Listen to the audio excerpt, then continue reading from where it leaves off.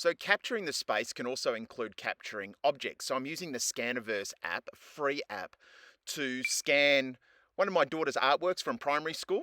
And we're going to put it in that room plan scan to see how that looks. So this is perfect for art galleries, visualizing spaces that you might have captured with the previous videos.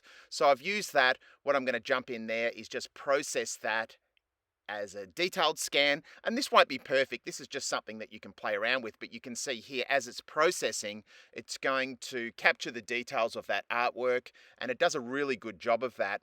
And then what we can do is make some quick edits. So what we'll do in the Scaniverse app is we'll look at it from different views here and really kind of look at how we can um, crop out the outside areas, the pool table and so forth. We can even do some tilts there. You can see the elevation and the tilts from the different scans. And as I said before, this is not perfect, but we can certainly show you the process of scanning existing artworks. This is also great for education and art teachers. You've got students doing traditional artworks, paintings, watercolors, charcoal, all those. We can scan those and bring them into our world. So what we're going to do is from Scaniverse, we're going to export that as a USDZ file, all on an iPad with LiDAR scanning, and we'll save that to files.